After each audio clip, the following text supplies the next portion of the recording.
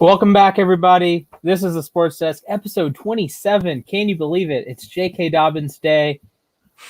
How are you enjoying your Friday there, Jared? I think it's Buffalo Day, is what Buffalo Day? I had a friend. I have a buddy online who's from Buffalo, and this apparently 716 is their area code. So, okay. Shout out to Buffalo, I guess. Yeah, shout out to no shout outs to Buffalo because we don't acknowledge the Bills, but or the Sabres. So yeah, there's that one time. Was it a urinating tree video that he was ragging on one of them, but then said the other one didn't exist? Like he said, Buffalo's only sports team. I think it was the duality of franchise. Was what that was called? I didn't see it. I don't remember, but I know he made something about. I know he has Buffalo. That one. I'm pretty sure he said at some point that there was only one Buffalo team when he's obviously made content for both of them. So who knows? Who knows? Yeah, we have a packed show today. Like Absolutely packed. PKED. It is. It's something else. But first off, we got to start with some news that I think is going under the radar. And it's one of the biggest names in sports. Not just the NFL, not just like 2021 NFL. We're talking perhaps the greatest athlete to ever lace him up, Tom Brady. So news. You want to go ahead, or should I just say it? I'll go through the story. So last year, before Brady left the Patriots, he noticed, his knee was hurting. So it's like, okay, no big deal, right? Brady doesn't move. We've established this. Alex can probably come on the show and tell you every reason why Brady can't move. But that's beside the point. So Brady, knee hurts, right? With New England. And he goes to the offseason, joins the Bucs in March. Offseason, just keeps rolling along. His knee still hurts. And his knee progressively, it didn't really get worse. It's just something, he said it's an injury that he's with since April and May. His early days in the Bucs, and it stems from his days with the Patriots. And at that point, he's thinking, okay, at the end of the 2020 season, I'll get it checked out. Everything's going to be fine. But Brady kind of screwed himself over and screwed the Buccaneers over moving forward because he mentioned that. He mentioned that he was nursing an injury, and it came out that it was a torn MCL in his knee, whereas Brady's torn his ACL back in 2008. But the Buccaneers might be punished severely. There is text in the NFL rulebook the NFL handbook that says all players who have reportable injuries must be listed on the practice report, even if the player takes all reps in practice, and even if the team is certain that he will play in the upcoming game. This is especially key of true players, and that's in the handbook, and it's all underlined. This is some of the most important things in the handbook. Let me repeat this. Tom Brady, basically, the short version of this is Tom Brady played the entire 2020 season on a torn MCL, a fully torn MCL, and the Bucs didn't tell anybody. That's a lot to take in, honestly. Yeah, and it's the craziest thing is the emphasis on this is especially true of key players. It's Tom Brady. It's perhaps the most recognizable name in the NFL. And you're just not like you said, the rule is that you have to if it's a reportable injury, then you have to list them in the injury report every week too, by the way. This isn't even if he practices all the time. I've seen this happen with the Rams all the time. They've had guys in practice who I see their name on the injury report, and it's but they practice. Yeah, it's pretty much a rule. It gets annoying when it's Cooper Kupp is questionable this week. What the heck, man? I don't want a questionable guy in my fantasy lineup. I want him healthy, but then he's healthy and he plays on Sunday, and it's what are you doing? You got to put him on the list. It's the rule, and Tom Brady or whoever their backup was. I believe it was Gabbert. I think so. Yeah. So you're in a situation that the Buccaneers, this could be a severe fine. This is the two recent examples that are high profile. In 2008, the Jets failed to disclose Brett Favre's injury. They were hit with a $125,000 fine. And then last year, actually, 2019, the Steelers were fined a total of $100,000 $75,000 to the team, $25,000 to Mike Tomlin for not listing Ben Roethlisberger on their Week 2 injury report. So before he had the season-ending injury against Seattle, they said, nope, he's fine. He missed a practice, but they said he's old. That's fine. Vets get days off occasionally, right? They were fined $100K for one screw up. The Jets were fined $125K for, I would imagine, not disclosing it for a short period of time. Tom Brady was injured for essentially 12 months, didn't tell anyone. Well, I guess I'm sure the Buccaneers knew, but no one outside the building knew. And the Bucs could get some sort of hammer. And we have the Deflategate in 2016. Brady was suspended for 4 games. I don't know if you wanted to suspend Brady this time, but I don't know, $500,000 fine. You're talking about a lot. Now, granted, it's money for a franchise that just won a Super Bowl. They probably don't care very much, but I feel like that would kind of add to it a little bit too, like the fact that he did win the Super Bowl and he helped lead his team to the Super Bowl, and it turned out he was hiding an injury the whole time. For one thing, that's impressive, I'll say, to be able to play on a torn MCL, like punishable or not, that is incredibly impressive to be as up there in age as Tom Brady is, and to be playing on a severe injury like a torn MCL and still be able to win a Super Bowl and look healthy virtually the whole time. I didn't think there was anything wrong with Tom Brady. And I think you have to ask the question, will the Bucs be better in 2021? Better offensively? Will Brady be better? I don't know the answer to that question yet. But I will say that if there was a player that could play on a MCL, it would be Brady, because his game is not predicated on athleticism at all. But I will say that in the Bruce Arians offense, that he has to take vertical shot after vertical shot after vertical shot. So when people say, well, he throws a bunch of picks, or well, he does this, well, he misses all the deep throws. His first year in a truly vertical offense, 2007 with Moss, is kind of like a blip in the radar. This is a true vertical offense. This is an offense that Jameis threw for 33 touchdowns with and threw for 5,000 yards with. And Brady is a better quarterback than Jameis at this point. So you're looking at Brady might be even better in 2021. And it's crazy that we're having this discussion that he will be able to generate full power, like legs all the way up, full power on these deep balls. And he's going to have some zip that the older quarterbacks we've seen, the Peytons of the world, the Drew Breeses of the world, that they didn't really, they didn't have this. And I want to just take a moment, and this is a testament to how much Brady prepares and how much Brady keeps himself in shape from the waist up, that he has lost virtually no velocity on his ball. Like, you can throw in, 2012 Brady, throw in 2020 Brady. It's the same general zip on the football. You throw in 2009 Peyton and 2015 Peyton, night and day difference. You throw on 2013 Breeze and 2019 Breeze, night and day difference. Brady has it still, and it's impressive. And regardless if you love him or hate him or think he's a system quarterback, all those are fine. Just acknowledge that he still has zip on the ball, and he's playing at an incredibly high cerebral level. So yeah, he's not going to do what Aaron Rodgers does. Yeah, he doesn't do what Mahomes does, but what he does do is exceptional. Yeah. I've said it multiple times, even talking about during the Super Bowl. Like, that was one of the first things I said, was that some of the throws Tom Brady was making was kind of crazy for his age. Like, he shouldn't be throwing these crazy deep balls. I'm kind of speechless still about this whole thing. I'll be honest. Yeah, absolutely. It's like, and it's such a difference. It's like, pretend LeBron James came out in 2022 next season and just became Steph Curry. Just the difference between pre-Bucs Brady and post-Bucs Brady is, like I said, night and day. The fundamentals of the offense were just different, because in New England, you're hitting Welker, you're hitting Edelman, you're hitting Branch, you're hitting, Gronk, you're hitting White, Kevin Falk, Ridley. You have all these like little scat back guys, and it's so much yards after catch, so much throwing it into space. And now with Tampa, you have two of the premier deep threats in football with Mike Evans and Chris Godwin. And then, you have Antonio Brown, who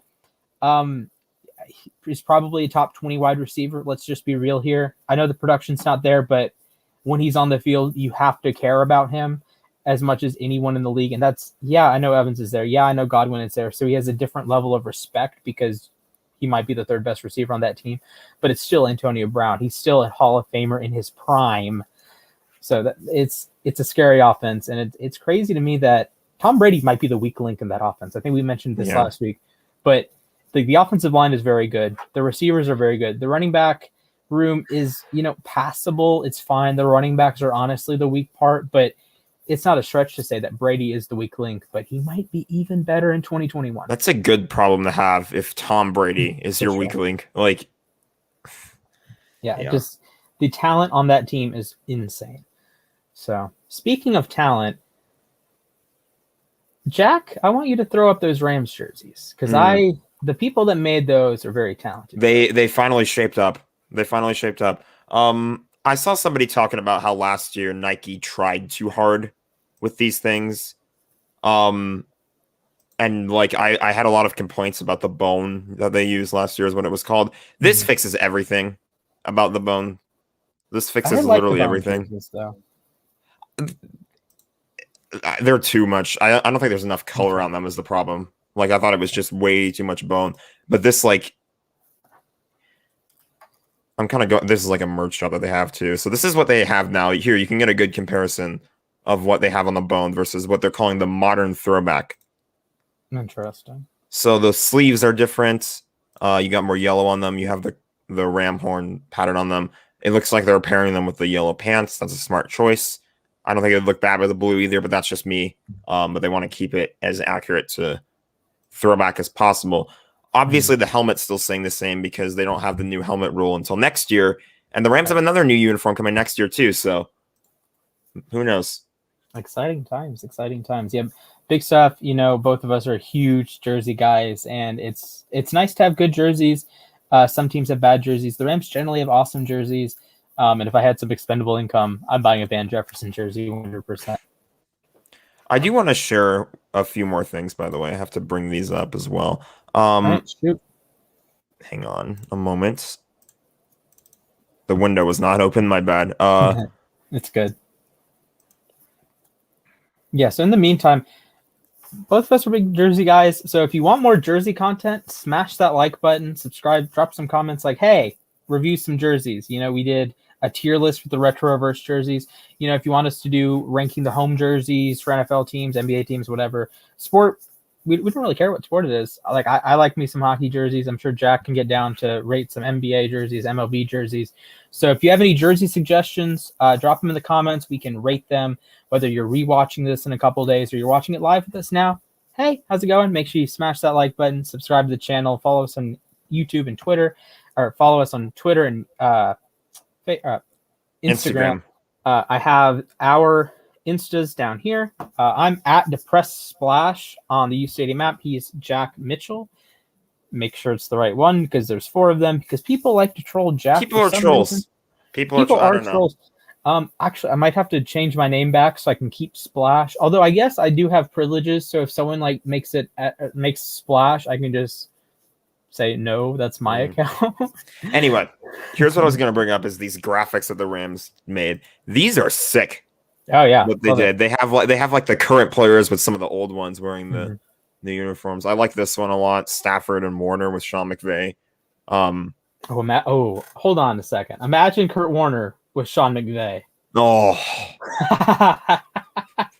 that's the greatest show on turf. I don't even know what would go beyond the greatest show on turf. Oh man, this one's cool too. Aaron Donald and Jack Youngblood with poor little Russ.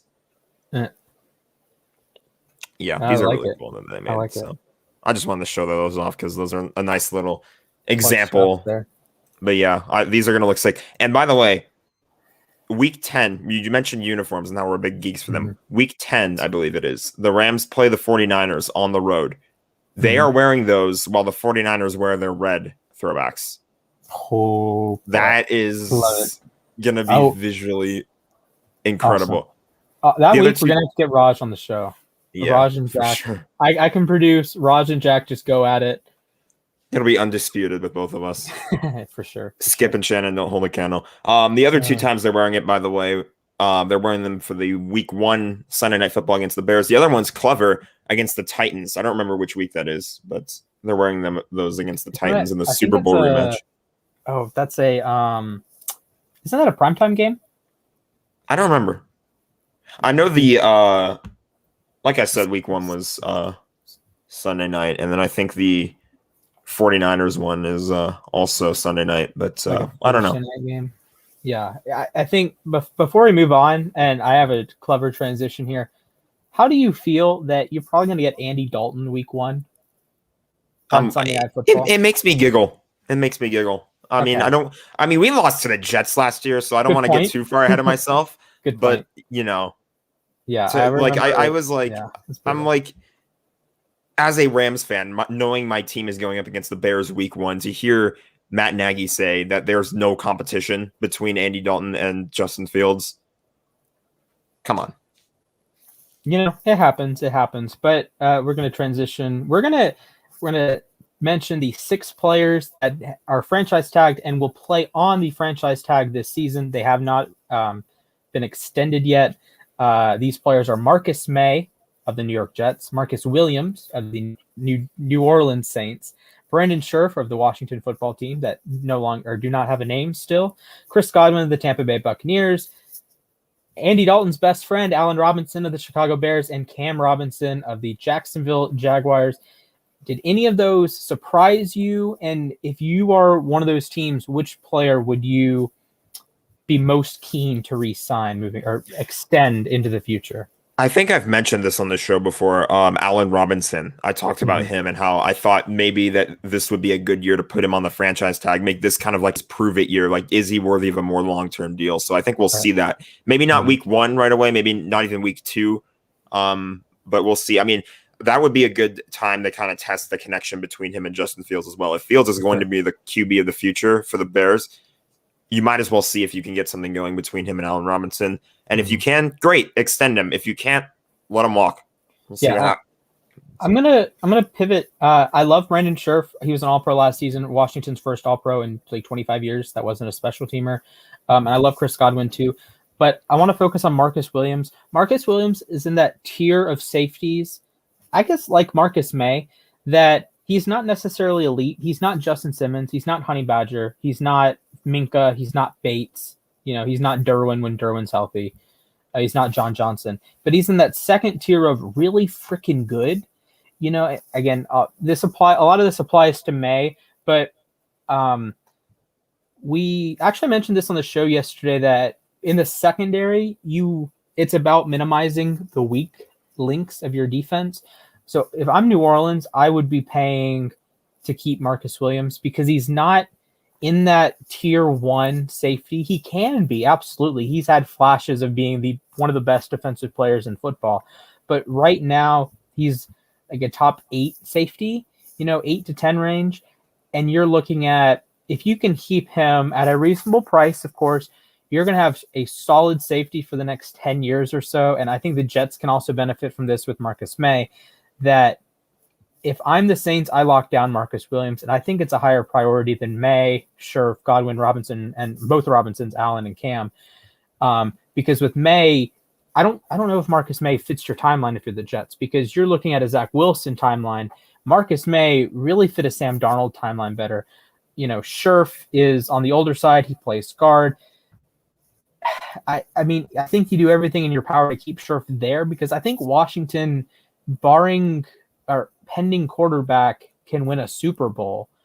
Chris Godwin, there's an argument he's not a top 2 wide receiver on his own team. Now, granted, Mike Evans and Antonio Brown are both older, but the Bucs already won your Super Bowl, and the Bucs have a defense that's built to proceed. And if you have any faith in the likes of Tyler Johnson and some of the young guys, the Scotty Millers of the world, Chris Godwin might be expendable. He's a guy that, maybe you flip Godwin in a trade in a couple of years, or now, I guess, and you get a high-profile draft pick, a high-profile player.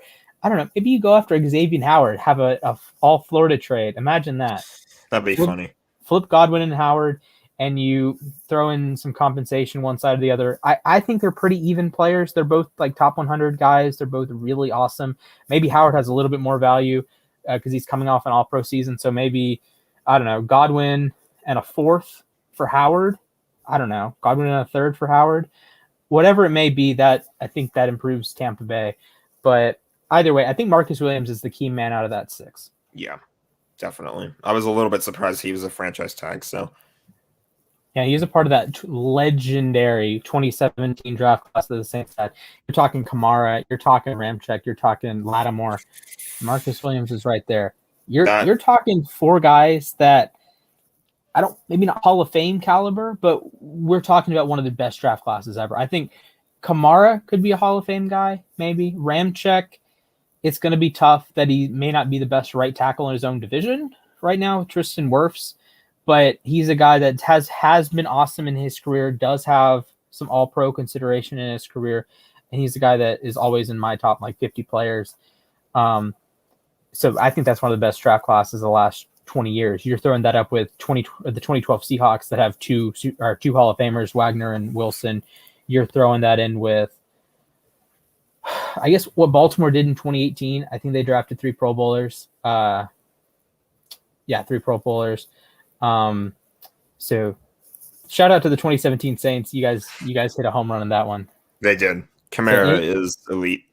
I think he was probably the best piece of that, but it's Anything else you want to touch on before we? Anything else you want to touch on before we move on to some edge rushers? Let's move to the edge rushers. I think we should just jump right in. Let's throw it up. We got the graphic. Shout out to was it Henry that made it or Javi? I think it was Javi. One of the two, but they're both cool. So shout out to both of them. Yeah, it's a banger per usual. Let me fix that. There we go. So TJ Watt up top, and I didn't fix it. TJ Watt up top, Myles Garrett 2, Khalil Mack 3, Nick Bosa 4, Chandler Jones 5, Joey Bosa 6, Cameron Jordan 7, Shaq Barrett 8, Chase Young 9, Daniel Hunter 10, and my top 10 is scrolling along the bottom, so I'll read those off. I have Watt, Garrett, Joey Bosa, Khalil Mack, Barrett, Nick Bosa, Jones, Jordan, Hunter, and Bradley Chubb. So, Jack, what's the first thing that jumped out to you, whether you like it, whether you dislike it? What's your first impression of the U Stadium top 10 list? Why the hell is Nick Bosa above Joey Bosa? Yeah, I don't like that. Me neither. I think either way, they play for. I'm gonna get this out of the way now. They play for my least 2 favorite teams, and I still think both of them belong up here, 100%. But yeah, Joey Bosa. It's kind of scary how good he's been. He's been playing since 2016, I think, was when he was drafted, and he's been at the top of the line in terms of defensive ends. Really, throughout his whole career, he's been up there. He's been a name that I've been hearing about a lot, and Nick Bosa, what has he played for? 1 year, 2 years? He was hurt for most of one of them. Played 2 games last year. Yeah, why is he He has 21. I think he has 21 career NFL games. I really don't. That's a yikes. This is tough. He falls right into that kind of group of people that we've mentioned on other top 10 lists before, where it's we know they can be top 10. But they haven't been playing for either 1 year or no year. We had Kyle Pitts on our top 10. That one, that was egregious. I think, I understand. When people post, say, quarterback rankings, and they have Trevor Lawrence and Zach Wilson as 31, 32, I disagree with that. I disagree with the premise that they will be the worst 2 quarterbacks in football, because I've seen Drew Lock with my eyes. He is atrocious. I've seen Sam Darnold with my eyes. He's atrocious. And I think if you're putting them much higher than, I don't know, mid-20s, maybe you can argue Lawrence can be 19 or something. I think if you get too high, then it turns into a projection, not a what is their talent level right now. And that's, I think, one thing that I'm in the group that discusses these top 10s.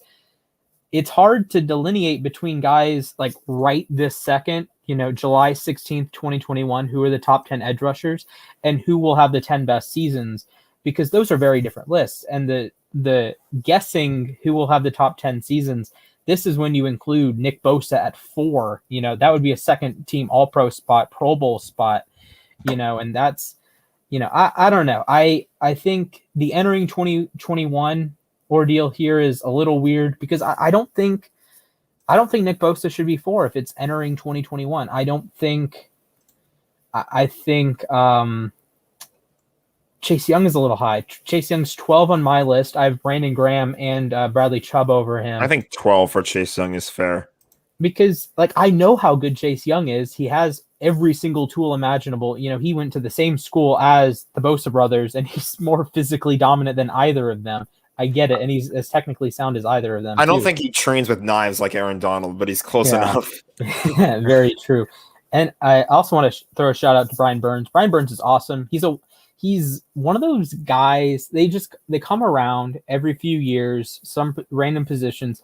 They do one thing, but they do one thing at such an exceptional level that it really doesn't matter that they're not a well-rounded player. I think about this when I think of DK Metcalf. I don't really care that he doesn't run routes. I was a big DK Metcalf should be a top 10 pick in the 2019 draft, and he ended up slipping to 64, much to the chagrin of, I think, practically everyone. I was pissed. I was like, why haven't anybody taken him yet? And then, of course, it was Seattle, and I was like, this is before we had Ramsey, though, so it's fine. Yeah. But if you're Brian Burns, yeah. Brian Burns is an elite speed rusher. He does one thing at a level that few in the NFL, maybe even NFL history, I don't know if I want to go that far, but Burns is an elite speed rusher. You know, he does one thing extraordinarily well. The rest of his game, yeah, he's not a great run defender. Yeah, he's not a great power rusher. I understand, but he does one thing so well, and I think he's worthy of being as high as 14, and he's a guy that I know wasn't included in the fan vote. He would have been in my fan vote because he's number 14. Who was in the fan vote? I Hunter won the fan vote. JJ Watt, for some reason, even though he's really an interior guy moving forward. Chubb, I don't think Chubb was there. It was a weird. Von Miller was there. I think Von's a little overrated because he was elite for a decade, yes, and then in 2019 he took a step back, and in 2020 he missed the whole season. He's really taken a step back. I don't know why Von Miller was even considered. I mean, I get the consideration. Just okay. I might have taken it, but I might have talked or like, you know what I mean. Like he's exaggerated historically. Exaggerated. Yeah, he's a Hall of Famer for sure. He's definitely a Hall of Famer. I just think as of right now, entering 2021, I wouldn't put him in the top 10. Yeah, he's my 13. I believe Zadarius Smith was on there. He's my 15, and DeMarcus Lawrence Tank is number 16. So I think the U Stadium list is solid. I would have switched the Bosa brothers. I get some of the concerns that they had with Khalil Mack, which I thought was strange that they mentioned the concerns even though they put him third. So Mack's number 4 on mine, and I just think the things that Joey Bosa does, he's much better than 6. I know he's not necessarily the single best player at an individual thing, like say Brian Burns is with speed rushing, but the all-around package with Bosa is just flat out tremendous. You know, he is great against the run. He is a great pass rusher, but his problem tends to be that he misses a couple games here or there. So the sack numbers aren't as gaudy. The pressure numbers aren't as gaudy, but from a rate perspective, he's up there with TJ Watt. And I know I had to split hairs with Frankie on this, that TJ Watt is an elite pass rusher. He is probably, I would say, number 2 to Garrett, even though his stats tend to be better. Garrett moving forward is probably better, but Watt right now might be the best pass rusher in the NFL, excluding Aaron Donald, of course, and best run defender in the NFL, at least from an edge perspective. And then he plays in coverage as well with Pittsburgh's scheme. So TJ Watt is unbelievable, and I hate having to play him twice a year. And I hate that the 2 guys featured on this graphic will play against Lamar Jackson 4 times this year.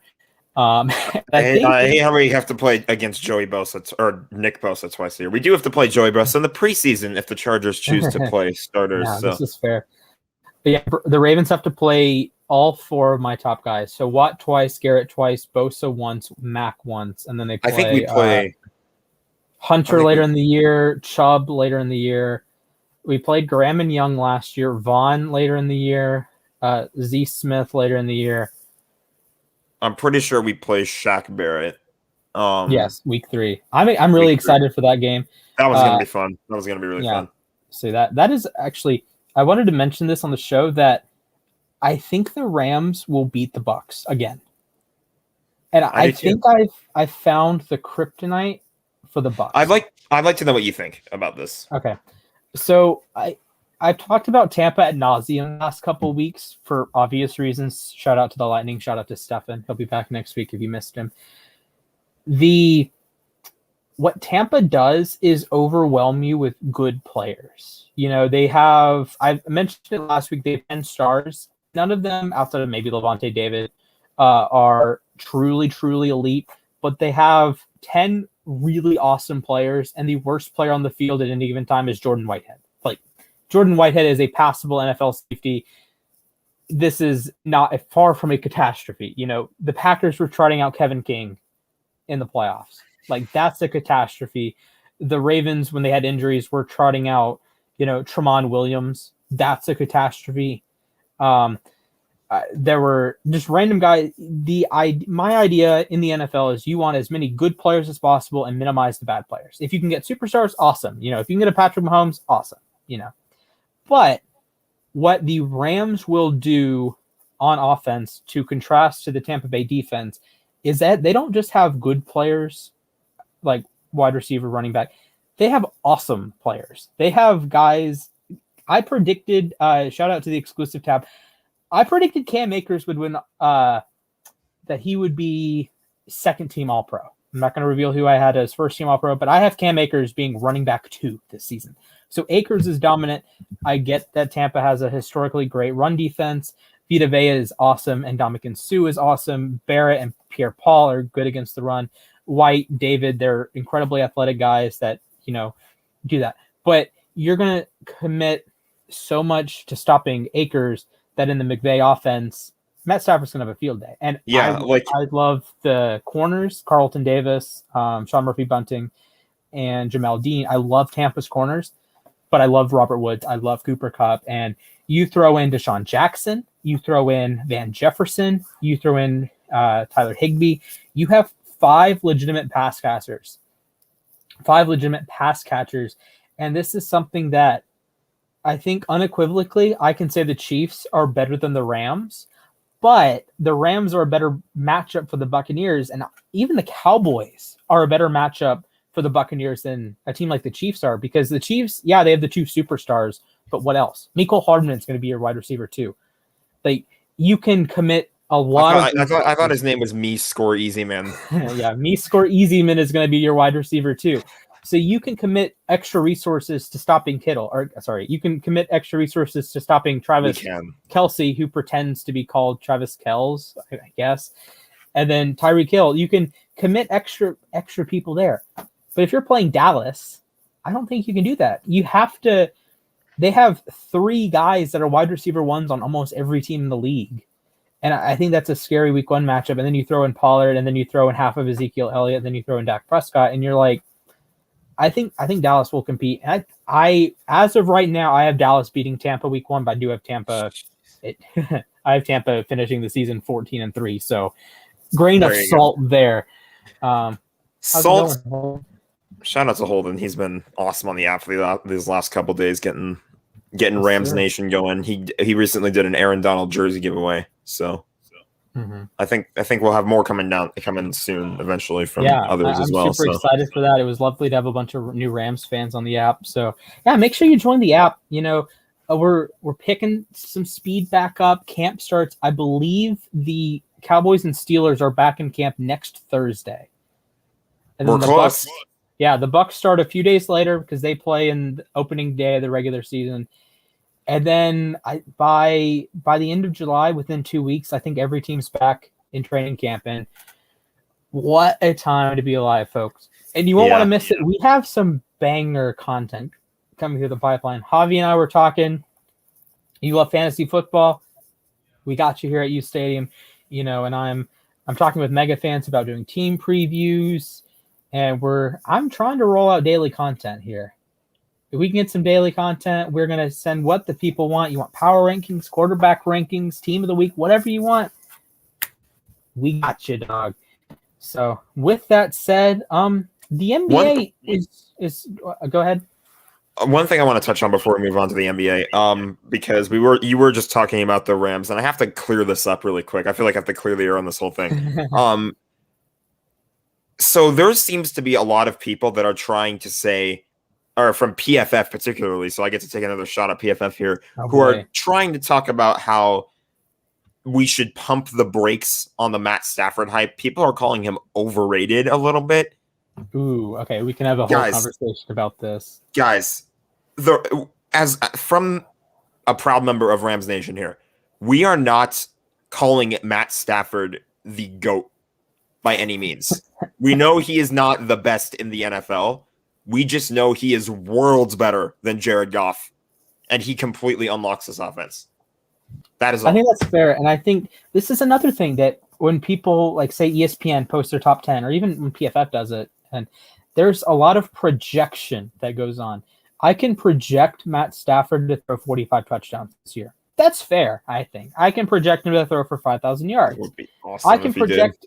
Heck, I projected Cam Akers to be All-Pro 2 at running back, but it doesn't mean that he's a top 5 quarterback. Now, he could be in that point, right? This is the Kyler argument that I have with everyone. Stop projecting that he's going to be great and saying, oh, yeah, he's a top 10 quarterback already. No, he's not. You don't watch football. Like, please. So I took exception to having Matt Stafford ranked above, I think, both Dak and Lamar in the ESPN list. I would pull it up, but it requires an ESPN Plus subscription, and I don't have that at the moment. But that's beside the point.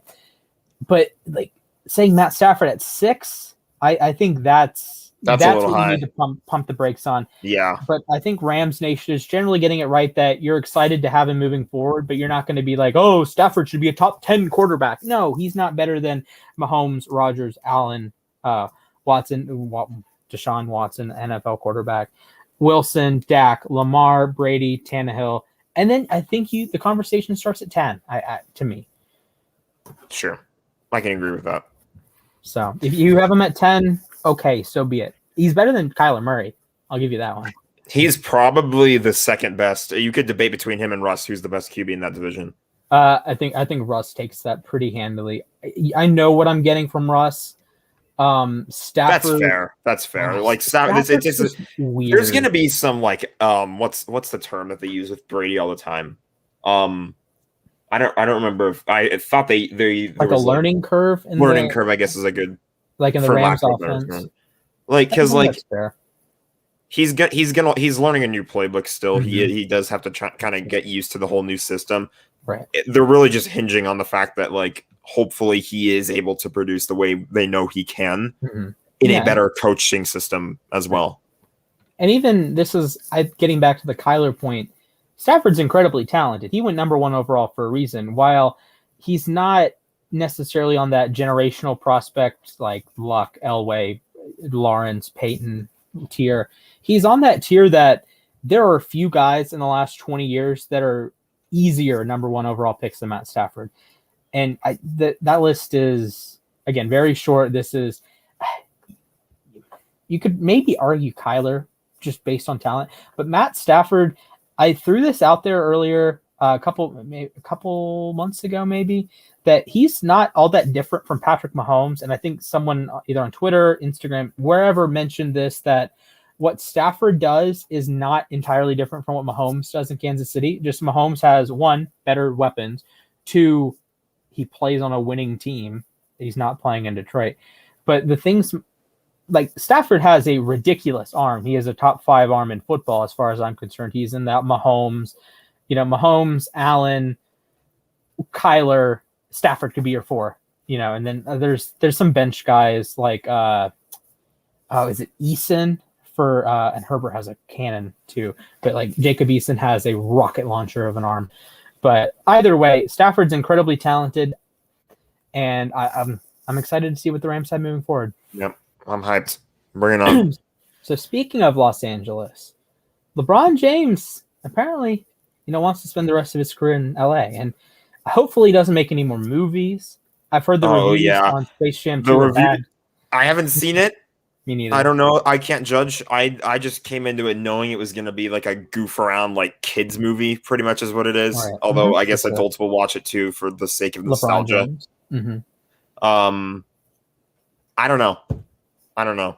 But if it's like getting destroyed by critics that badly, I'm not a movie guy, so I can't really like talk that much about it. Fair, like critics have like This is one of the things that we talk about sports all the time, and a lot of what our sports talk can correspond to what we talk about with movies. That it can be a culture thing. So if you don't like a movie, that doesn't necessarily mean you're wrong. For example, I prefer to watch the new Charlie and the Chocolate Factory over the Gene Wilder one, even though Gene Wilder is awesome, and although Johnny Depp was great. I prefer to watch the newer one, even though the older one is generally more well received. That's fine. I can have my own opinion on that, and you can have your own opinion on sports stuff. But if you talk to a critic, I might be seen as a moron or uncultured or whatever, and that would be the same as me saying, I don't know, the Cardinals are better than the Chiefs, right? It's like a casual NFL fan might say that, but that would be egregious among circles of diehard NFL fans. But I haven't seen Space Jam 2. I did watch Space Jam 1 on an airplane coming back from Iceland, so that was cool. I thought it was a solid movie, probably good for kids. But hey, it's just a movie. But how do you feel about LeBron wanting to be in LA the rest of his career? I mean, I'm happy about that. I would hope that, I feel like, what is he now, entering year like 19, 20, something like that? I think it's 19. He was drafted in 04. Yeah. So he's absolutely on the later part of his career. Like, I can't see him, like, they recently signed him to a 2-year deal, a 2-year extension. I don't really know how much longer he's going to play, and I think we've had this debate going before. I don't know. I mean, I'm happy about it for sure. Like, LeBron James is absolutely the best player in the league now, I would say. I think Giannis is actually closing the gap for once, and it's like the gap is closing the gap. The gap is definitely closer. The things he's doing in the finals, man, are genuinely low-key unprecedented. LeBron, Nick Wright made this point earlier in the week that LeBron kind of made us numb to unbelievable statistical performances in the finals.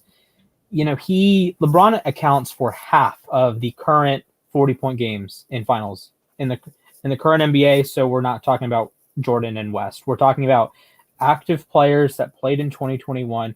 LeBron has 8 of 16 40-point games. Giannis had 2 in a row. Giannis had more 40-point games in 3 days than Kevin Durant has in his career in the finals, Kobe Bryant has in his career in the finals, Kareem Abdul-Jabbar had in his career in the finals. Just let that sink in. The things that Giannis is doing is incredible. But I do wish it was the Lakers-Bucks finals. No disrespect to the Suns. Just would prefer to see LeBron get his 5th ring, but that's fine. Phoenix is awesome, and I've expected Phoenix to win the NBA Finals since Game 4 of the first round. But hey, we're here, tied. Suns in 4 is no longer alive. Suns in 6 is alive, so I'm sure Dan is pumping his fists somewhere. Shout out to Dan. So with that said, I'm excited to see what LeBron has in store for the Lakers for the rest of his career, and if it's one of those things that if he continues to age gracefully and he averages, I don't know, 22 and 7 and can turn it on for little moments here or there, like if he's still great in the clutch, stuff like that, I think the Lakers can still absolutely compete for a title. This was just a weird year. If you get a healthy LeBron for most of the season, a healthy Anthony Davis, I think you still have 2 of the top 10 players in the world, and that's the easiest way to be good in the NBA is to have 2 of the top 10 players in the world. And if you get better bench production, whether it's KCP or trade Drummond or send Drummond to the moon and get some moon rocks, because I think moon rocks are genuinely better at basketball than Andre Drummond. But I like what the Lakers can do moving forward, and it helps when you have 2 of the top 10 players in basketball. Yeah, absolutely. Speaking of the NBA, though, we're going to move on a little bit here. The NBA is doing some weird stuff with their playoff structure by bringing back the play-in next year. I don't know how I feel about that. Like I've said before, I actually do know how I feel about that. I've said before that, like, if they don't do an 82-game season next year, then fine, bring it back. I don't know what they're doing, so I can't just rush into a judgment and be like, oh, this is terrible, or oh, this is fantastic. I mean, some of the playing games were entertaining. I think that it was a nice little twist. I do want to throw out there that people should avoid making assumptions based on one game. To me, this is fully my opinion. when you start adding teams to things such as the NCAA tournament, such as the college football playoffs, such as the play-in games here, I do think you're diluting the product, but it depends. Do the teams you're adding have a chance to win the title, right? Did the Grizzlies, Spurs, Hornets, and Pacers, did any of those teams have a chance to win the title? No. Unequivocally, the answer is no. College football, if you're going to add the 5, 6, 7, 8, 9, 10, I don't know how long, I think they're going to expand it to 12? If you expand it to 12, how often is that 12 seed going to win the title? Not very often. In March Madness, how often is that extra 11 seed going to win March Madness? Never. Only a handful of 11 seeds have ever made it to the Final Four. No seed lower than 8 has made the final. So the top half of the bracket has essentially, if you changed March Madness to a 32-team format, no champions change. Theoretically, of course, no champions change. It's just that kind of bugs me. So the NBA since 1984 in the playoff format, there's been one 8 seed that's won their conference. The 1999 New York Knicks, that was a strike year, or that was a lockout year, so you have an asterisk there. The Knicks were much better than the 8 seed, but they only played 50 games. So if you take a 50-game chunk, you're going to have a stretch that you're seem mortal, but then you turn it on in the playoffs. This is like the 2001 Lakers. They went 16-1 in the playoffs, but hey, the regular season they only went 57-25. When it mattered, they went 16-1. So I fundamentally disagree with adding 4 extra teams to the NBA playoffs. I think it works for NFL. And I also like baseball because those sports have significantly more parity. Yeah. If you're like, take the 2018 or 2019 season, your 7 seeds would have been the Steelers, who would have been steamrolled by the Chiefs. That's not up for debate. And then the Rams. I think the Rams could have beaten the Packers. Like, I don't think that's out of. I don't think it's ridiculous to have said a team with Aaron Donald and coached by Sean McVay can win a playoff game. And that was the reigning NFC champion Rams, a team that probably wins the Super Bowl if Jared Goff isn't quarterback. Sorry, Jack. It's fine.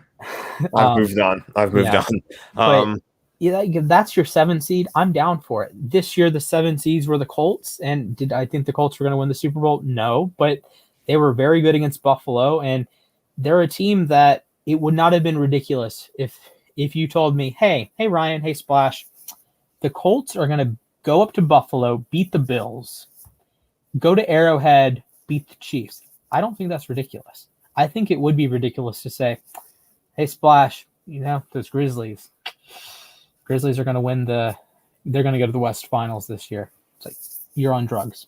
You're on drugs.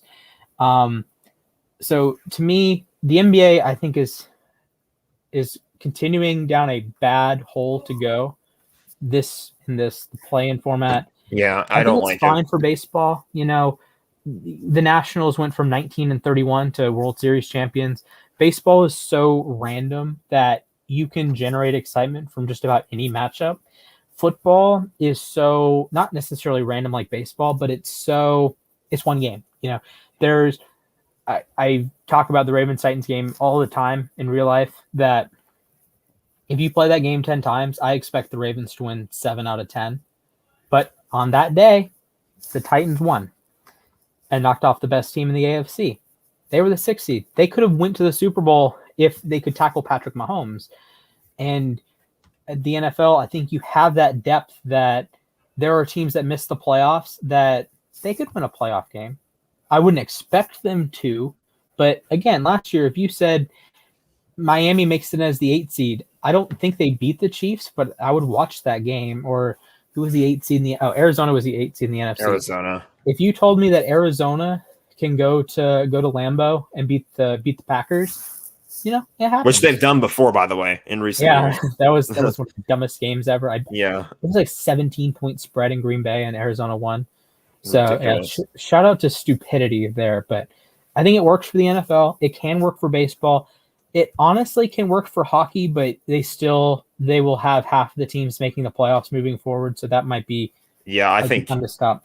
But basketball is so top heavy that even in the most competitively balanced, like even if you started from scratch and every team was totally random or every team was totally balanced, as perfectly balanced as all things should be,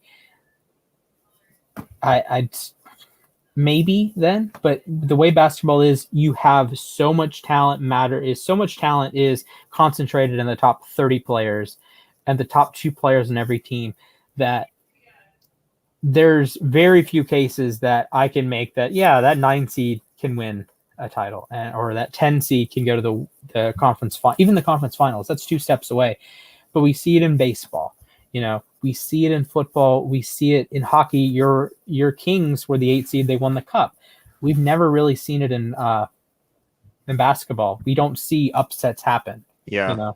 The lowest seed I can remember to win a title was the 1995 Rockets. They were the 6th seed.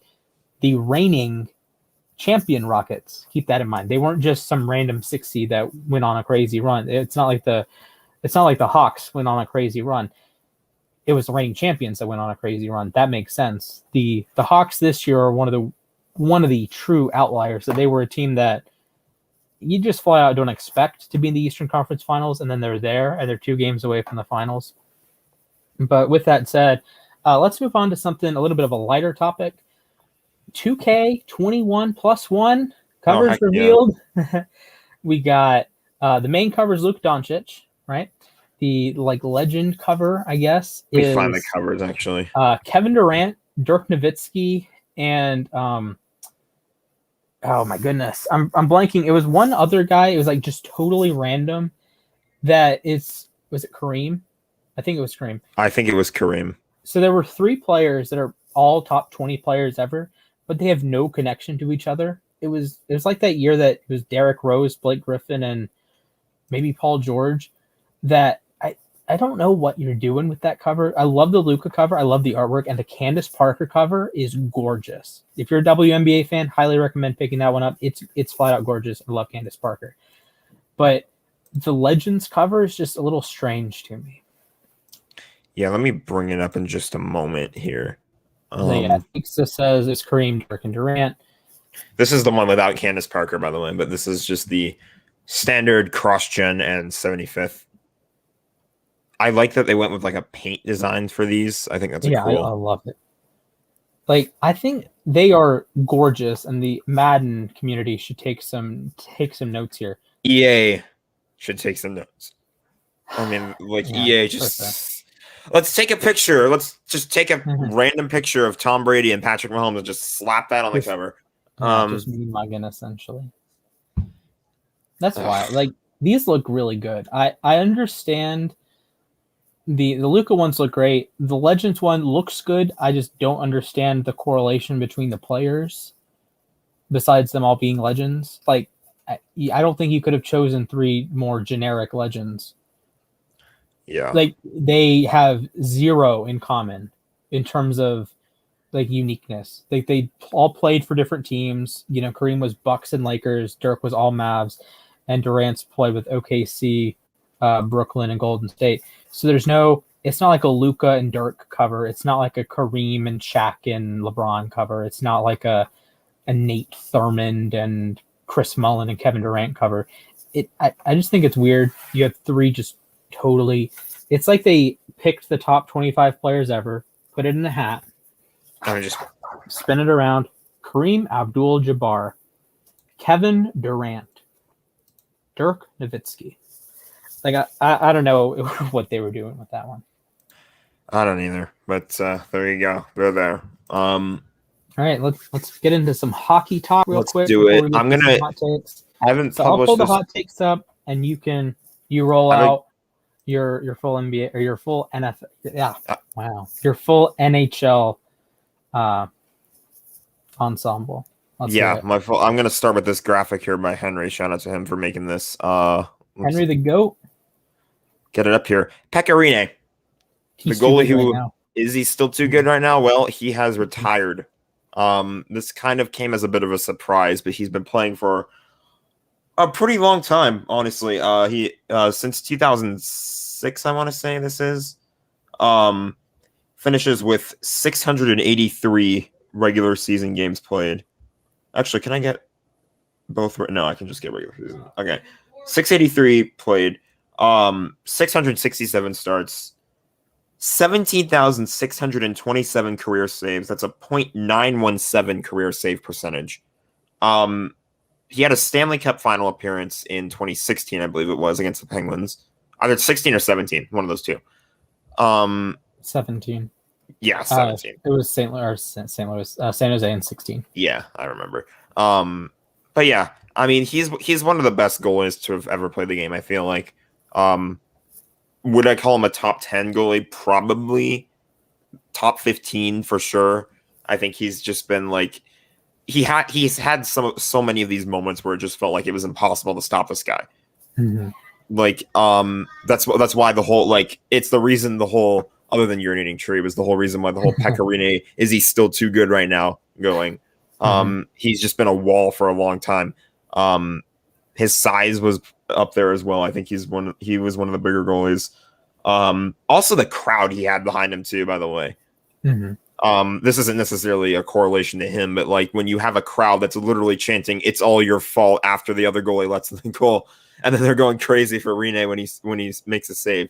Like Nashville has good fans. Nashville has really good fans. I think I still think they'll be okay with I believe it's UC Saros in goal for Nashville now. So I think that's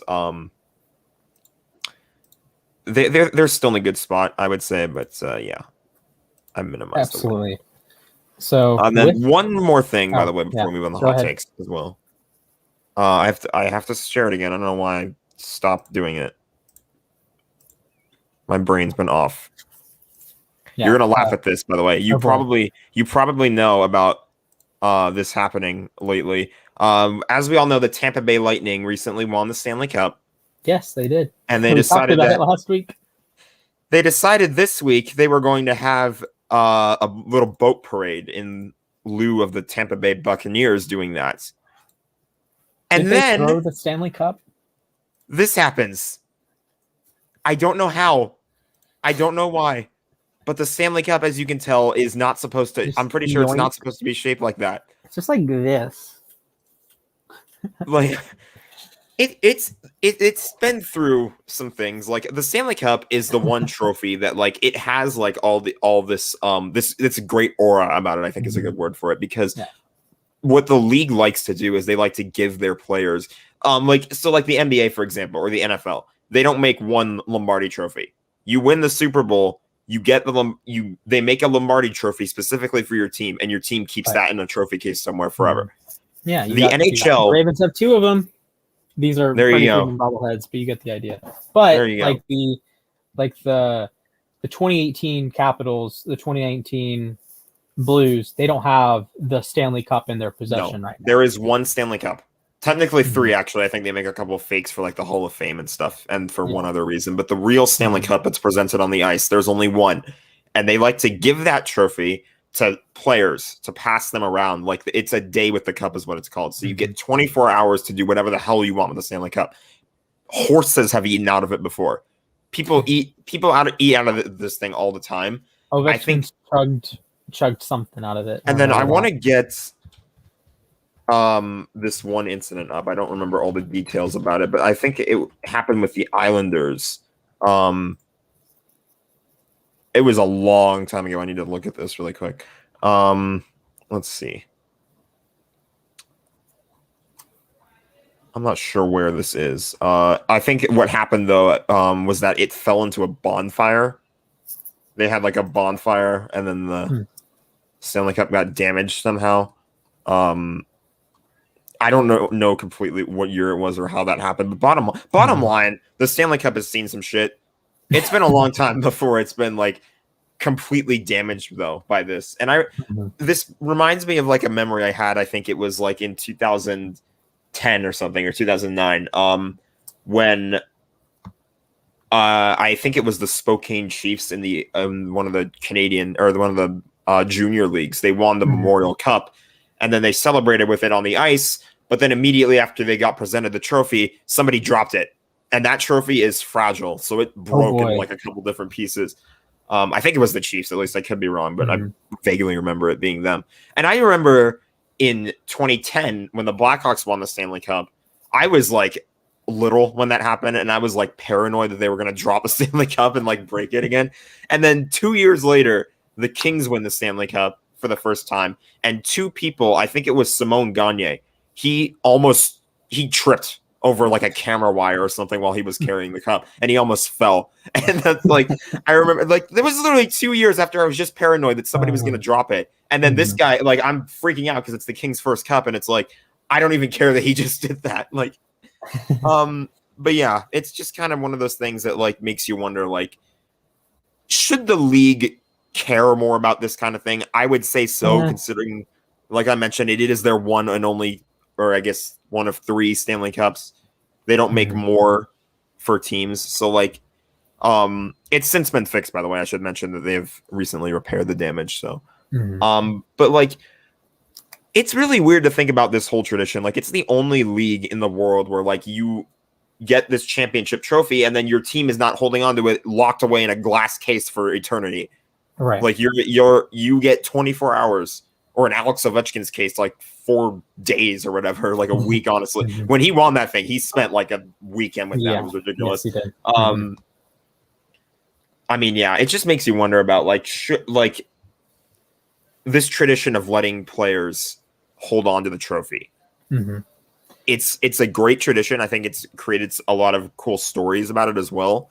Right. But it makes you wonder when I mean, to be fair as well, like this was during a parade. This was during a team celebration. So like, I think it was Patrick Maroon who admitted to dropping it. 3-time in a row Stanley Cup champion, Patrick Maroon, by the way. Congratulations. Yeah, I mean, it's just an interesting story to bring up. So I think we can move on to hot takes. Yeah, and we have some spicy ones this week. Like you called it. You're gonna get some extra spicy ones.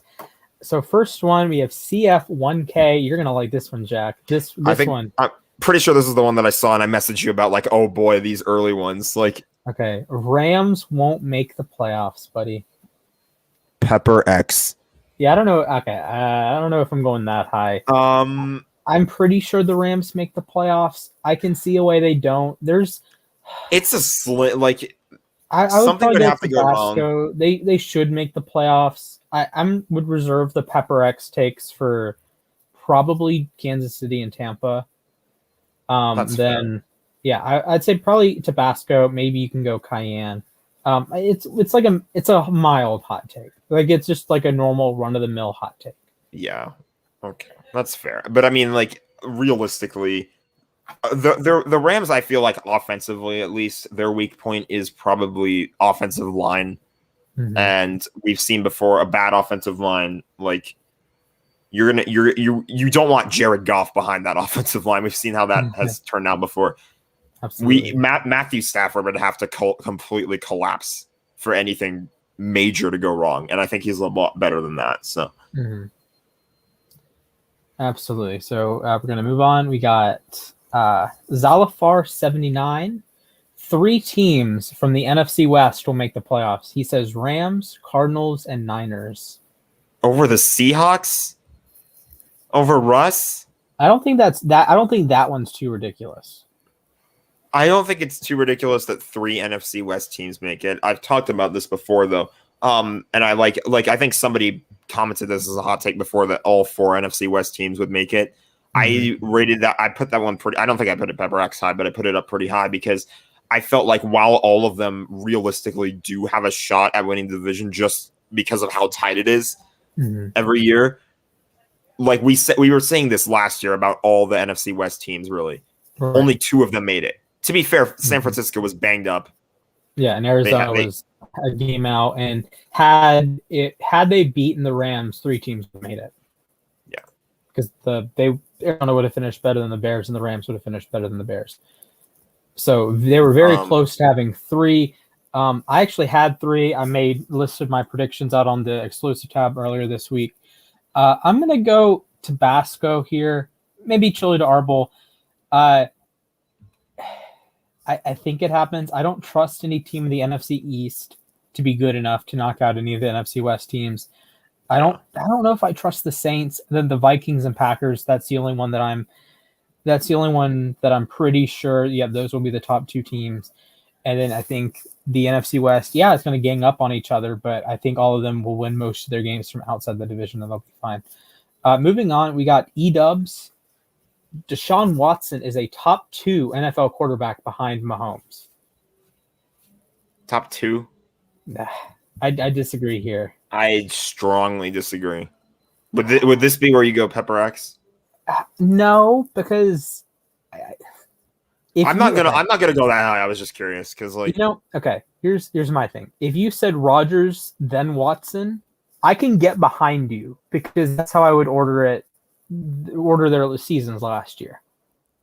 Deshaun Watson was the second best quarterback in the NFL last season. So if you were going based on last season, I think it's a reasonable take.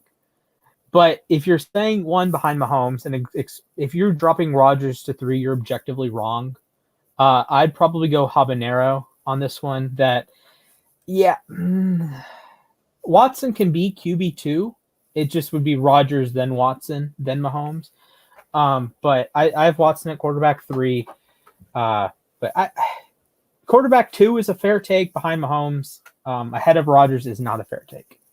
Right now, the whole every time I hear Deshaun Watson's name get brought up, I feel like the first thing I think about is this dude even going to play next season? Fair. Or is he even going to play for the Texans next season? No. Probably not. I don't know. Again, too many questions. I don't know. I feel like once that's out of the way, I feel like a more concrete debate can be had about it. But I just want to know whether he plays first. Yeah, absolutely. And either way, hopefully the case gets resolved, whether he's innocent or guilty. Hopefully there's no ambiguity moving forward. Next topic, Johnny 3 Morty says a non-quarterback will be named MVP this year. I think you're in a unique spot here, Jack, because your boy Aaron Donald might be coming for that MVP. I would hope so. I would really, really hope so. It's hard to say, honestly, right now at this point in time. And then, like, the NFL, they love their quarterbacks. I've said this a million times before. Yeah, there was, I believe, one running back MVP in the last decade. That was Adrian Peterson. And, Derrick Henry ran for 2,000 yards and barely had any consideration. Although, granted, that was because Rodgers had an all-time spectacular quarterback season that beats out everyone besides himself and 04 Peyton, as far as I'm concerned. But do you like, that's kind of what I look at and I think about, like, so with how rare it is that any other offensive position, like, I would imagine that makes it even more rare for somebody who plays defense to win MVP. It's 1971 Alan Page and 1986 Lawrence Taylor. Those are the only 2 defensive MVPs. So there's only ever been 2. Yes. Okay. I'm having a hard time. Hear me out. Since 1980, statistically, you're more likely to get a kicker to win MVP, or as likely to get a kicker to win MVP as a defensive player. Mark Moses, my goodness. I mean, kickers score points, so there you go. Yeah, you're a tight end in recent modern NFL history. A tight end's never won, and a wide receiver's never won. It's been quarterbacks primarily, several running backs, 2 defensive players, Mark Mosley the 1 year. And since the merger, we've had as many split MVPs, 1997, Favre and Sanders, and then 03, McNair and Peyton, as we've had defensive MVPs. So just think about that. I'm pretty sure it'll be a quarterback. I had Mahomes, kind of penciled in. I think he kind of goes beast mode after losing the Super Bowl. So with that said, probably Cayenne. I could see Derrick Henry breaking the rushing record. Maybe coming close to LT's rushing touchdown record. If he does that, if he runs for, say, 2,300 yards and 25 touchdowns, I think you have to have the conversation. But then again, this is contingent on no quarterback can have an all-time spectacular season. And we're talking 2018 Mahomes. If you could, I maybe argue 2019 Lamar, in terms of the uniqueness, but I don't think he's on that same echelon. Sure. But there are 4 quarterback seasons in the 2010s that, as far as I'm concerned, you're not touching. That no matter if you had the best season by position other than quarterback, you're not touching 2011 and 2020 Rodgers, 2013 Peyton, 2018 Mahomes. Those always win. There were some years that had Aaron Donald had his 2018 season, for instance, in 2014, maybe he wins MVP. Maybe he wins it over Cam in 15. Maybe he wins it over Matt Ryan in 16 and Brady in 17. But you have to coordinate, and that's the toughest thing, because Henry had a spectacular season last year. Had one of the greatest running back seasons ever, but he wasn't a serious MVP candidate because 3 different quarterbacks had all-time great seasons. And then Deshaun Watson had an all-time great season, but his team went 4-12, so it doesn't matter. So it does. There are times that it just doesn't matter. Aaron Donald. I know this is a completely different sport, but I'm kind of reminded of Shohei about how he's going off right now. Like, he's having one of the best seasons I feel like ever. Mm-hmm. And the Angels are like 4th in the AL West. Mm-hmm. They're under 500. They're going to win like 80 games, and he's going to have 10 WAR, which is ridiculous. Let me put what is happening in baseball in perspective. I posted this on the app the other day, but I'm going to verbalize it. There are 4 players that are having, I don't want to say the best season ever by a player of their position, but you would be hard pressed to find too many better seasons than the ones Vladimir Guerrero is having at first base, Fernando Tatis is having at shortstop, Shohei Ohtani is having as a 2-way player or DH, whatever you want to choose, and what Jacob deGrom is doing on the mound. deGrom has the lowest ERA in a season in the live ball era. Fernando Tatis has the 5th highest OPS plus in a season ever by a shortstop. It's better than anything Alex Rodriguez did, for context. Jeez. The only season's better, 3 Honus Wagner seasons and 1 Archie Vaughn season. Archie Vaughn, incredibly underrated. Fernando Tatis right now has a better OPS plus than any season that Albert Pujols or Miguel Cabrera had. Let's just throw that out there. He had had an OPS plus above 200 for a decent chunk of the season. It slipped below, but hey, if he has a power surge, hits like 3 home runs in a game, whatever, he can jump back up to that 200 level. And then Shohei Ohtani is the first player, has the highest slugging percentage since Barry Bonds. Like, you're talking no Pujols season, no Cabrera season, no Trout season, no Harper season, no Chipper Jones season, no. Shohei Ohtani is having the best slugging season since Barry Bonds, and he's doing it as a DH, and the WAR is going to be incredible. No player in active baseball has had a 10.8 WAR season by BWAR, Baseball Reference WAR. Ohtani's on pace for 10.8. No player in Major League Baseball right now has a 10.6 F WAR season. Mookie Betts is the highest for both. Mike Trout doesn't have one. Mookie Betts is the highest for both. Ohtani is on pace for 10.8 BWAR, which would be the best since Bonds, and a 10.6 FWAR, which would be the best since Bonds. You're talking about a top 40 season ever. You're talking about seasons that are on the echelon of Ruth, Williams, Gehrig, Bonds, Mays, Yastrzemski. Ohtani's up there. He's on pace, at least. He's on pace. So that was a nice change of pace there. Nice little baseball spiel. Mm-hmm. I'm a baseball casual, and those are names that I know. So there you go. Mm-hmm. All right, we got friend of the show, one of our coworkers. Game-winning drives are the best stat in sports. Are they? Splash is getting up and walking away. I don't know what he's doing right now. I'm kind of blanking right now, guys. Game-winning drives, the best stat in sports? Is that what it was? They're the best stat in sports? Yeah, he said they were the best stat in sports. Yeah, I kind of blanked. Yeah. I think that's the hottest take we've ever had. Is that Pepper X? Yeah, that's exceeds Pepper X. Like, game-winning drives are so objectively stupid sometimes.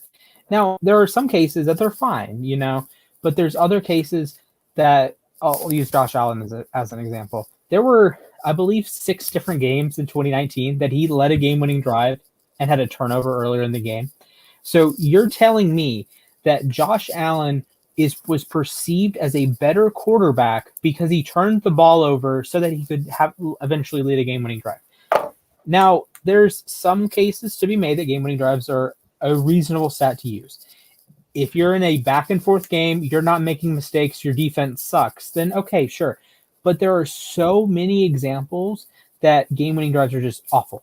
Also, there's so many specifics to it as well. Let's say, for example, what happens if you score a touchdown on the first drive of the game, and then literally, I know this is basically impossible, but literally, the whole game goes without any points. So technically, that's not a game-winning drive. Because that's not a game-winning drive. No. Oh, it has to come in the fourth quarter. Okay. Yeah, this is the stupid thing about comebacks in general, because most people keep it to fourth quarter comebacks. So this means the Texans blowing a 24-point lead to the Chiefs in one quarter was not considered a comeback, was not considered a game-winning drive, was not considered anything special. But hey, you watched that game, the Chiefs were down 24 points in a quarter and made it back in a quarter. It's one of the most ridiculous comebacks ever, but it doesn't count. It's not technically a comeback. So I could argue for days about the whole game-winning drive stuff. Joe Flacco tore his ACL, handed the ball off 3 times, and Justin Tucker made a field goal. Technically a game-winning drive, because he handed the ball off to whatever bum running back we had in 2015. That was against the Rams too. I wouldn't laugh. I'm laughing now because it's 2015. Good point. But yeah, game-winning drives they're just so bad because. Okay. Let me let you in. Let me let you into my brain for a second. The quarterbacks in my life have been Joe Flacco and Lamar Jackson. When you say blanket statements like game-winning drives are great, playoff wins matter, stuff like that, you're telling me secretly that Lamar Jackson is a worse quarterback than Joe Flacco. And for other teams, maybe you have the same guy that leads all the game-winning drives and wins playoffs and is the better fundamental quarterback. But from my perspective, playoff wins, there's only a maximum of 8 quarterbacks can win a playoff game in a given year. Between 6 now with the rules, between 6 and 8 quarterbacks can win playoff games. So you're telling me that 26 or 24 to 26 quarterbacks do not win playoff games, but they aren't subject to the same rules that Lamar Jackson is. Dak Prescott didn't win a playoff game, but he's better than Lamar Jackson because Lamar Jackson sucks in the playoffs. Well, then why didn't Dak Prescott win a playoff game, huh? Why hasn't Dak Prescott won a playoff game since 2018? But anyways, with comeback drives, it's so much of an issue to me that I understand that clutch play matters. I get it that being good in the fourth quarter matters. But why doesn't playing well in the first 3 quarters matter? Why doesn't Lamar Jackson get credit for torching, 25 out of the 37 offenses or 30 offenses he's played? Why doesn't he get credit for that? Because game-winning drives just say, yep, the fourth quarter matters the most. And I understand there's a reason for that. But if you're up 45-0 at halftime, you're not going to get a game-winning drive in that game. So you're perceived as worse because that's that one game where you played well, so you didn't need to have a game-winning drive. Exactly. What are the odds? So let's go to the Rams-Chiefs game. What are the odds Jared Goff leads an offense that scores 54 points and he needs a game-winning drive? Virtually 0. He needed a game-winning drive that game. But you look at it from the flip side. The Chiefs scoring 51 points. Yeah. And giving up a game-winning drive. Mm-hmm. Yeah. And it's so the rules are so weird about it. 2018, Saints, Ravens. If the Saints had scored 1 play earlier, it's not a game-winning drive. It's not a fourth quarter comeback. But since they scored on the very first play of the fourth quarter, it counts as a fourth quarter comeback, even though they were on the 3-yard line to begin the fourth quarter. Again, if they had scored 1 play earlier, Drew Brees doesn't have one of his 50 or whatever comeback wins. Drew Brees doesn't have one of his 50 or whatever game-winning drives. Do you realize how dumb that is? That a play... It's dumb. That if it takes place 1 play earlier, it matters so much. But if it takes one play later, it's oh, come on, man. And just... again, let me reiterate that I get the importance of playing well in the clutch, but I don't think that I would rather have a quarterback that plays well for 3 quarters, the first 3 quarters, rather than stink it up in the fourth quarter. And it's funny to me how much of a disparity there is, because folks will say the fourth quarter is the most important quarter, and they say that comeback wins are important, game-winning drives are important, and then you have failed comebacks, and it just becomes garbage time stats. Oh, well, Kirk Cousins is just a garbage time quarterback. Or look at Lamar Jackson's production in the Chargers playoff game and the first Titans playoff game. Oh, it's just garbage time. They had no chance of winning that game. All right. Is Tom Brady's comeback in Super Bowl 51, is that just garbage time? Like, they were down 28-3. Is all of that just garbage time? All of his completions? Is James White just a garbage time god because he scored 20 points in a playoff game? But keep in mind, all of them came after they were down 25. All of them came in garbage time, but the Patriots won the game. Like, it's one of the stupidest things in sports to me. That it is pretty dumb. That you can give credit for someone. You give more credit for someone for potentially. Not saying every game-winning drive is like this, but there are games I can think of active examples of my quarterback tearing his ACL, handing the ball off twice, Justin Tucker, the greatest kicker to ever live, kicking the field goal, and he gets a game-winning drive for that. But if Lamar Jackson has the half of his life against Miami and he gets yanked at halftime because we're up 45 points, nope, doesn't matter. And it's just so dumb that this is like the most take Matt Stafford, Derek Carr, Ryan Tannehill to a lesser degree, although I think Tannehill is actually awesome. These guys have years that they are wildly overrated because they have like 10 comeback wins. But if they just played a little bit better in the first 3 quarters, or if they played on a team that had a defense that wasn't bottom 10, you're not talking about it. They're just having they're just whatever. Like Matt Stafford having in 2016, the Lions did not have a game that they did not need a game-winning drive.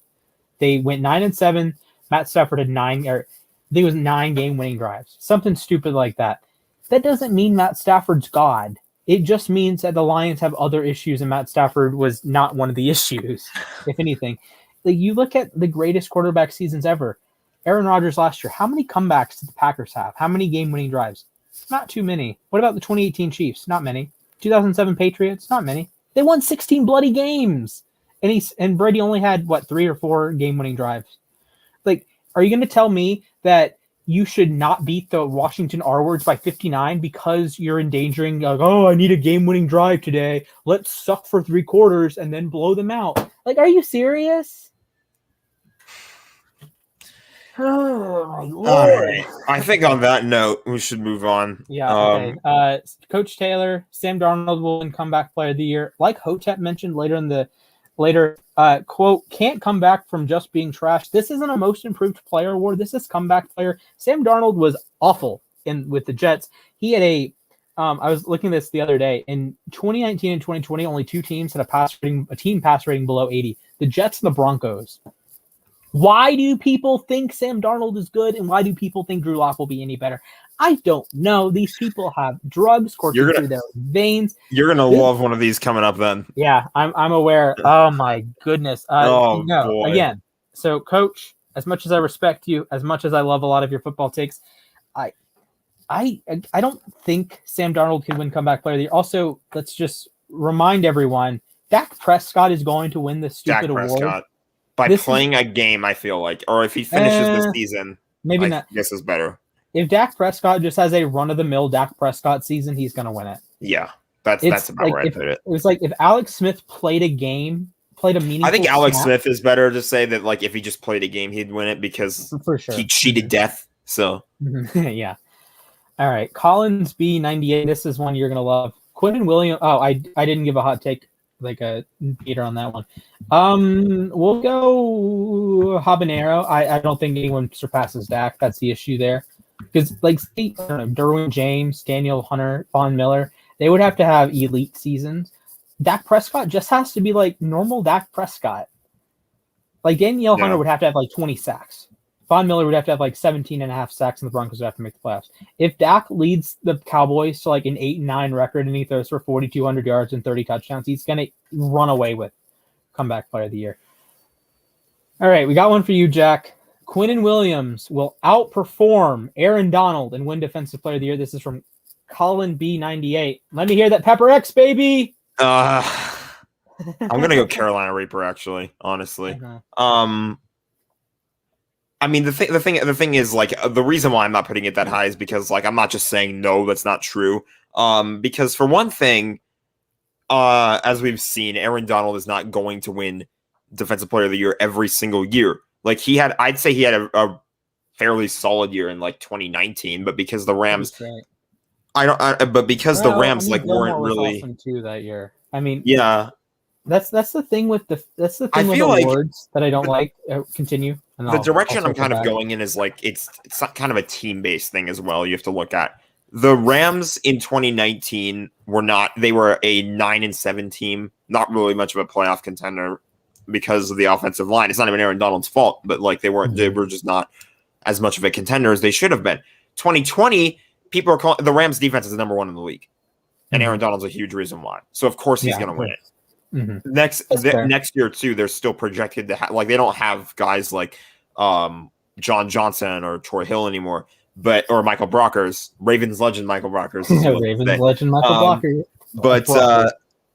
But like they're still projected to have a much better defense than the Jets. So that like that's why I feel like it's a long shot because like people are going to take more looks at a contending team like the Rams. Versus when people look at the Jets, they're going to look at the few good pieces that they have and see who can they build around and stuff like that. And the Jets are not absolutely fair. The Jets are not going. They're not contending this year. Are there scenarios in which they could win a division? You've brought this up before, maybe. Yeah, maybe, but like they're not. Realistically, they shouldn't. So that's kind of the logic I go by. Is like it's a team-based thing as well. Pretty hot for me. I love Quinnen Williams. I've had conversations dating back to before the draft that there was an argument, hey, Arizona, take Quinnen Williams over Kyler Murray or Nick Bosa. While I don't necessarily agree with that now, and I would take Nick Bosa number 1 overall in a redraft. Right? Would Bosa go number 1? Or am I just wasn't that the year they drafted or Kyler? Yeah, it was Kyler, Bosa, Clellan Ferrell. Okay, I would imagine Bosa goes 1 in that draft. Anyways, regardless, that's not the point. The thing with awards is it is largely dependent on other people. So, for example, I mentioned this earlier with the like running backs or whatever position winning MVP. Lamar Jackson was unanimous MVP because no other quarterback like really had a great season. Like Russell Wilson was really good. There were some like really good players. But Mahomes missed time. Rodgers wasn't Rodgers, even though they went 13-3. No running back had like a ridiculous season. Michael Thomas was awesome, but you're not going to give it to Michael Thomas. Carolina or Christian McCaffrey was really good. You're not going to give it to Christian McCaffrey. This happens with the Defensive Player of the Year that there are some years that Aaron Donald is the best defensive player in football for sure. In 17, 18, and 20, he was Defensive Player of the Year. There are some years out of that he wasn't necessary. It wasn't like his best season. There have been better Aaron Donald seasons, but no one else in football was like, yeah. It was just Donald running away with it, and I think that can be the issue of.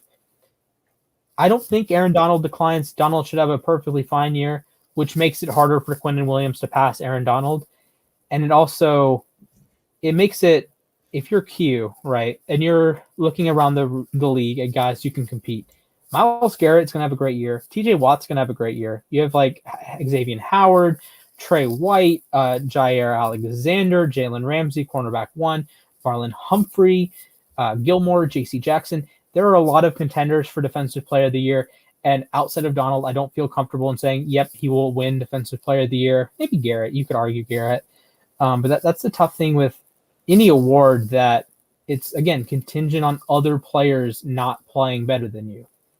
Because if say, Quinnen Williams has 20 sacks and leads the league in run stops and the Jets go 14-3, that's great. But what did the Rams do? What did Aaron Donald do? Or what did what did Xavier Howard do? Did Xavier Howard have 17 interceptions? Did TJ Watt have 100 pressures and 25 sacks? Which actually 25 sacks could happen this year. That's kind of scary. That would be. I don't think it's when you consider happen. the extra game, like all these sack numbers could go way up.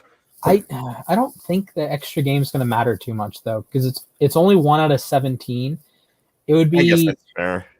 Like take most of the records set.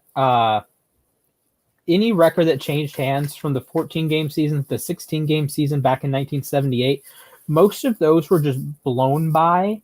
It wasn't Tom Brady had an extra game, so no wonder he threw more touchdowns. No, like the pre-Marino record for touchdowns was not great. And then Marino just blows it out of the water because he threw 3 per game, and then Peyton broke it in 04 with 49, and Brady broke it in 07 with 50, and Peyton broke it again in 13 with 55. But that record wasn't like ridiculous to begin with. Or you look at, say, rushing yards.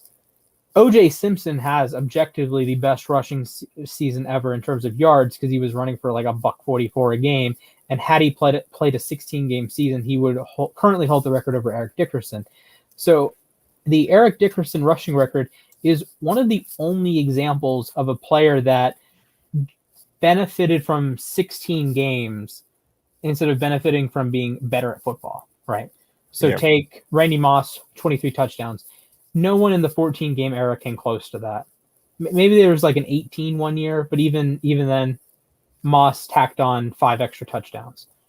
Or maybe there was a 17. I think 18's only been, Clayton in 84, and then Adams this year, and then there was one other 18. But anyways, you get the point that this isn't going to change most records. If you were going to break the passing yards record, you probably would have broken it in a 16-game season. And even if it's like, let's say hypothetically, Patrick Mahomes heads into week 17 with 5,285 yards. And he's only a couple hundred behind the record that Peyton holds by 1 yard over Drew Brees. Let's say he breaks it if he breaks it in week 18, I don't think that invalidates the record. I just think it can be a pacing thing too, because if you know a record's there, like Derrick Henry knew he was running for 2,000 yards. So he went off in week 17, and granted he's playing the Texans, so I could run for 200 yards against the Texans. And I'm sure Jack could too, running backwards. But running backwards? Yeah, running backwards. Ooh. Okay, fans of the show, who do you think would be more likely to run for 200 yards against the Texans? Me running forward or Jack running backwards? I can't run backwards that well, so. Well, the Texans can't play defense well, so. There you go. There you go. So, yeah, with that said, the extra game, I don't think it's going to be too much of a big deal in terms of records. It's a general case of the odds of a record being broken by someone that like barely edges it out is pretty slim. Like think of it like Ruth Maris. Like Maris had 8 extra games and hit 1 more home run. Okay. But Barry Bonds came along 40 years later. Running forward, by the way. Darn. Oh, yeah. Thanks, Tixa. But say Barry Bonds just shattered Ruth's record. He had 13 more home runs in 8 more games. That you're not going to argue that. You might argue Maris. There was an asterisk for a long time, but you're not going to argue Bonds. I think we're going to get to a point that there might be some seasons that lie between the old record and the new record. Let me give you like Derrick Henry's 2020 season as an example is between the O.J. Simpson original record and the Eric Dickerson record. But that's not a better season than O.J., and it's not a better season than Eric Dickerson from a yards perspective at least. But there are going to be some seasons. Randy Moss 23 touchdowns, Peyton Manning 5,400. I'm blanking on the yardage total. 69, 5,469 yards. Something like that. I don't know. I can't help you. Touchdowns. Like those are blowing past it. So I think we're more likely to see someone just clobber a record than just barely beat it out. Like beat the yards record by 10, or the touchdown record by 1 or 2. So I think let's just wrap these up. We're on as long as we've ever been on. Yeah, friend of the show, Javi. I'm going to read this one. I'm going to read this one so Splash can go off. Although do I need to walk out of the room again? I might have to walk out of the room again. Go ahead and read it. Let me pull it up. Oh Because my goodness. he's gonna lose his mind, or he probably already is losing his mind. I don't know why my app decided to be so slow today. It happens. He said that Drew Lock is gonna surprise everyone and be a top 10 QB.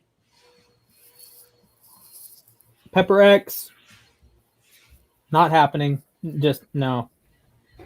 Just no. And it's storming outside, so we're gonna have to wrap this up real quick. Drew Lock will not be a top 10 quarterback in 2021. Or 2022 for that matter. Yeah, the jump he would have to take is it's looking like a Josh Allen leap. And I know Allen actually made the leap, but keep in mind Allen had moments he was reasonable. He was like 22nd in my quarterback rankings at the start of 2020. Like that's him jumping from 22 to 5 is 1, ridiculous, 2, unprecedented, and 3, he at least had the talent. You could say, yeah, he's going to be pretty good. Drew Lock, I have not seen him play a good game against a good team. Like he torched the Texans defense that we've been talking about for being awful. So, yeah, Drew Lock will not be a top 10 quarterback. We have 3 more. 2 of them are together. I feel like we'll just shoot through these. JWD says the Packers don't win the division, and I Eat Sand says Vikings win the division regardless of Rodgers' team. I actually tend to agree with this. I think this is a Chili to Arbol one. I really like Green Bay's roster, and I've talked with Alex, Lambo Leapers. Shout out to him. Follow him at Lambo.Leapers on Instagram. I've talked about this with him that I really do like Green Bay's offense and defense, and you've upgraded at the Kevin King spot essentially, because Eric Stokes will be better than Kevin King, I promise you. But I trust. I think Minnesota makes a jump this year. I am infatuated with their offense. Dalvin Cook, the Kubiak scheme, the run blockers, Thielen, Jefferson, Irv Smith is whatever. Kirk Cousins is like a top 12 quarterback-ish, and the defense was so young last year. You're bringing in Michael Pierce, who opted out last year, Daniel Hunter, who was injured last year, Delvin Tomlinson, who was unbelievable last season with New York. Eric Hendricks is linebacker 1. We've talked about this on the show before. Harrison Smith is still pretty doggone good. Cameron Dantzler is right now the best cornerback in the 2020 draft class, which is weird to say because he was drafted behind a guy, his teammate Jeff Gladney, who is dealing with legal issues right now. So I don't know how long. I don't know if he's going to play this year, but oh well. I do like what Minnesota has. I would go Chili to Arbol here. Your thoughts, Jack? But I'm pretty much agreeing with you there. Right. I got really nothing too much to say on this one, and we got to wrap it up. So the Bears might be interesting. I said the other day they would start 0-3, bring in Fields, and then people think he's saving the world because they jump from 0-3 to 3-3, and then they lose their next 4, something stupid like that. Jeez. The Bears' schedule is not easy to start. They have obviously the Rams week 1, and then they have the Bengals and Browns. And say what you will about the Bengals, I'm pretty sure the Bears are going to lose to the Browns, but the Bengals are not a fun team to play. Even as someone that's watched his team absolutely blitzkrieg the Bengals 3 times in 4 years, they're not a fun team to play. Joe Burrow is going to be back. You have Higgins, you have Chase. It's going to be the second game of Chase, and he might be better than Justin Jefferson. Just throwing it out there. I think they can reasonably start 0-3. I don't love the Chicago defense. They were league average last year for most of the season. They were not elite Chicago Bears defense, and they've gotten worse. You lose your best corner. Khalil Mack's a year older. Akeem Hicks is a year older. Eddie Jackson is another year removed from him being elite. So I don't love Chicago this year. Detroit is whatever. I argued last week they could win the Super Bowl, but they're not going to. And then our final, we're going to end off from AV22. Last night was the best night in U history. That is a Pepper X take. You weren't here in 2015 or 2016. Those were the real bangers, although last night was pretty interesting. I know 40 and Jack went on an argument that never ended. Not me, other Jack. So. Oh, yeah, other Jack, Jake Carney. Friend of the show, Jake Carney. Has he been on the show? I don't think he is. He's done shows on the U Stadium Network. I don't think he's ever been on our show. Hey, Jack, if you're ever down, feel free to hop on, talk some sports with us. With that said, we are approaching the 100-minute mark. I don't think we've ever approached this in the show. Yeah, we kind of dragged today. So Yeah. With that said, make sure you subscribe to the channel, smash that like button on the stream, throw those thumbs up. Follow us on Twitter and Instagram. We have some more banger content coming up. We just had a Rams jersey giveaway. Shout out to Jack. No, I did it the wrong direction. So close. Shout out to Jack and shout out to Holden, friend of the show. He actually commented on the show today. Anyways, thank you guys for watching. Make sure you tune in next Friday. And also we have some more content coming in the pipeline. Like I said, heading up towards the season. With that said, peace out. We will be back next Friday at 6:30 p.m. Eastern. And remember, everyone, Aaron Donald trains with knives.